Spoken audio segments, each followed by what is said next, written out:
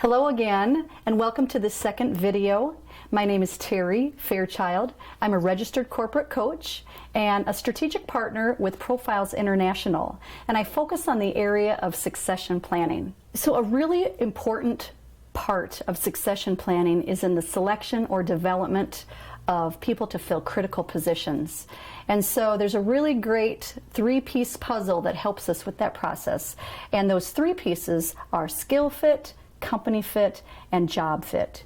So we're going to focus today on that job fit and what are the pieces of that job fit. So in our last video we discussed that 53% of the success in any position will be based on cognitive skills.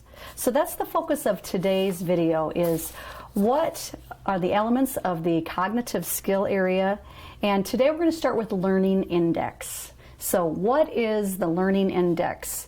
Well, when we have a selection candidate, take an assessment, all assessment candidates are measured against the working norm of a population. So on a scale of 1 to 10, if you take a line and you draw it between 3 and 4 and 7 and 8, so most of our candidates are going to fall between 4 to 7 in the statistical bell curve.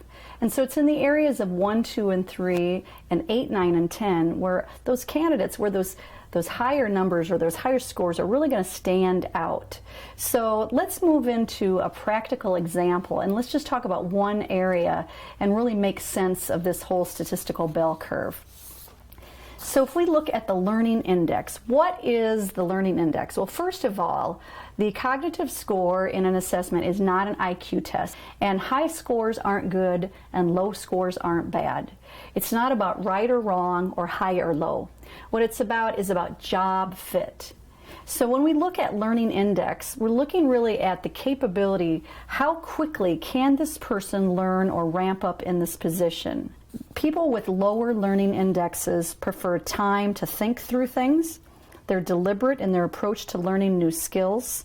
They prefer a more routine environment, and they learn through experiences and repetitions. So if you have positions that are set for that, you're really going to want to hire someone in those lower learning index. That's going to be a good match.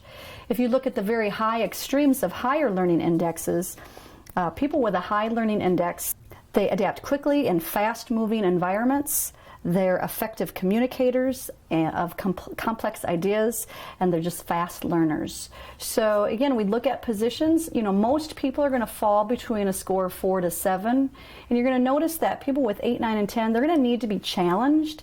They're going to need a position that requires them to think fast, to learn fast.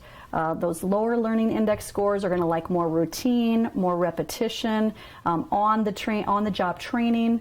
When you look at training situations, again, first of all, we use this process to hire, but then once you have this information, you hire that person.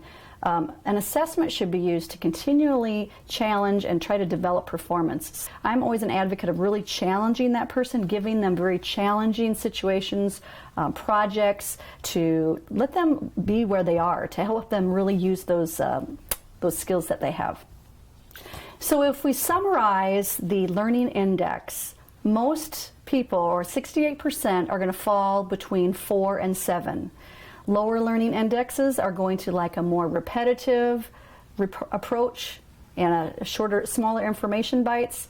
Higher index scores can handle faster learning environments. So when you're looking at your job, the best practice is figure out what is the right cognitive approach for this job. And when you do, you'll hit job fit and get the right person in that position. In our next video, we're going to discuss how verbal ability and reasoning tie into the learning index. So until our next video, continue to inspire results in yourself and those around you.